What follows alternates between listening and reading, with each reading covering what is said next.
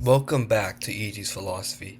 After smoking on that Epoch pack, and if you guys haven't seen the video, pretty much I exposed another Ayanokoji channel who's pretty much like a weirdo. You guys should know that when you come to this channel, you're actually talking to someone who actually does shit in real life. What a lot of you guys don't understand is characters like Ayanokoji, Bakumadarame, Fang Young, all these characters you guys like, they aren't good people. They look at the world and exploit what helps them, just like me. Unlike all the fraudulent gay wannabes in the other channels, I actually do shit IRL. I actually make stacks outside of YouTube, hence I don't need to rely on YouTube for revenue like these guys. And that's obviously how do I do all this? By exploiting. And not just exploiting, but by observation. And that brings me to today's video, how to observe like Ayanokoji. Also, I'll just one more thing real fast.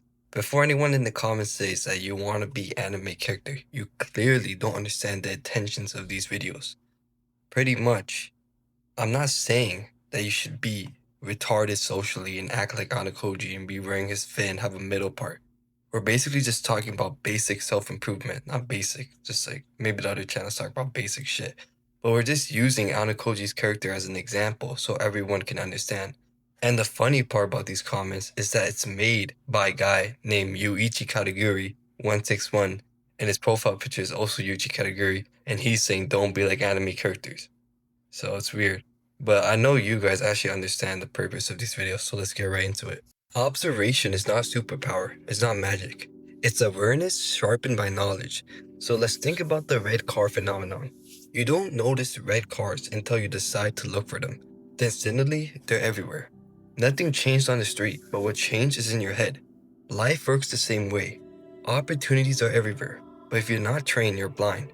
This is what I keep saying. Everyone's dealt a hand of cards, some good, some bad. And most of you guys, you look at your hand and cry like, oh, I'm in India or blah, blah, blah, blah, blah.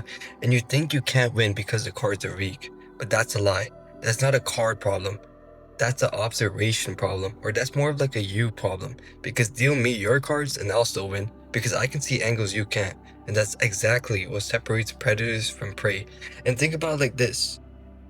If someone like Alex or Mosey, because this guy's like some business demon, if he was dealt your cards, he's still gonna be rich. If you deal like Elon Musk your cards, he's still gonna be rich. So what's the problem? Let's get into that.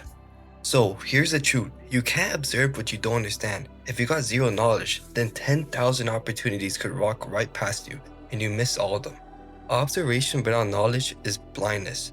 That's why smart people in history, whether it's Alex or Mosey stacking business empires, or Andrew Tate with his whole like real world shit, or Elon Musk building companies, or even controversial figures like Hitler rising from the bottom of the social hierarchy to pretty much becoming a dictator.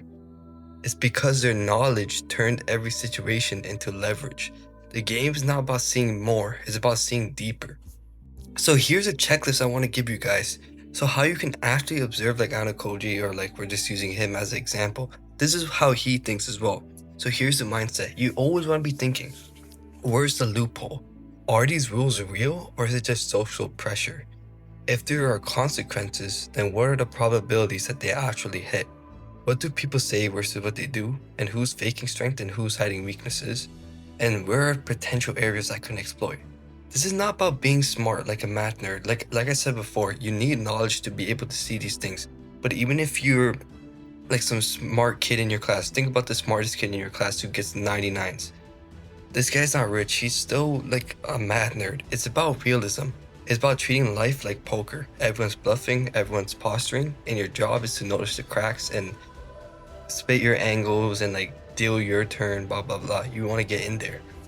So like how can you improve your observation? Like how can you see? How can you mimic these people? Like how can you be that guy where no matter what cards you're dealt, you're still gonna be able to be successful?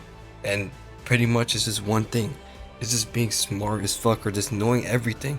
Once you know everything, you just know what to do automatically. It's like the red card phenomenon.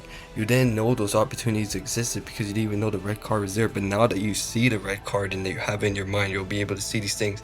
So do shit like read all of Fyodor Dostoevsky's books that teach you how men think under pressure. You'll be learning new philosophical ways. Read Revenge Insanity. Fang Young does this perfectly. Fiction that drills schemes and systems into your mind because he does this all the time. Watch if you want to build businesses and do more entrepreneurship shit. Watch Alex Hermosi, watch all business shit so you understand how businesses actually run.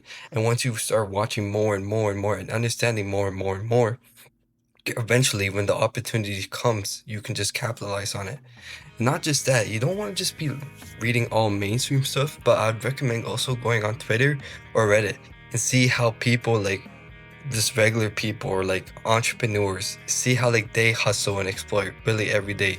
Stuff like black hat marketing or running like these certain type of ads, doing different stuff. Like people always run ads on Facebook, but you can run ads on Pornhub, you can run ads on the newspaper, etc., etc. Once you start filling your brain with raw data, you'll start seeing things that normal people miss. A shift in the tone, a fake smile, who's insecure, who's dominant, who's running games, and who's lost in the matrix. So by this I just mean, like, if you understand body language, you start reading books about body language. Then when you go to your classroom, you'll start noticing, oh, this guy, he's actually nervous. Oh, the guy who I thought was confident all the time is actually nervous. Or the guy who's nervous is actually like with straight posture, has like a visible jawline, blah blah blah. Oh wait, this guy's actually might be like a killer in disguise. So in the real world, like you can just let's make this practical. You're in the classroom again, you look at body language, who always laughs too hard, that's insecurity, who's always looking for like that group leader, that guy's a weirdo. Who never talks but holds their posture strong, that guy's quiet dominance. Who flips when authority is shown up, that's weakness disguised as confidence. Now you can apply this to other stuff like in the business deal. Notice what people are avoiding to discuss, that's their weakness. In social circles, see who everyone looks at when they speak, that's like the real leader, not the loud guy. And in relationships, see how people react under stress, and that's actually who they are. You really see their true colors. Observation lets you play chess while everyone's playing checkers. But here's the twist. Observation isn't about looking harder. It's about knowing about what to look for. Knowledge upgrades your lens. So once you stack up wisdom, you can walk into any room and immediately identify leverage, hierarchy, weaknesses, and opportunity. And that's not anime, that's reality. So stop thinking you need like a power. So I see like these videos where they're talking about Sharingan or like all this scientific bullshit. Like you don't need all of this shit.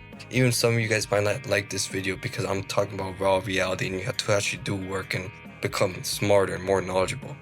All you need really is inputs. You need frameworks. You need to train your brain to spot cracks in systems and people, pattern recognition. And then you'll realize you don't need to be Ayanokoji. You need to become the guy everyone thinks Ayanokoji is.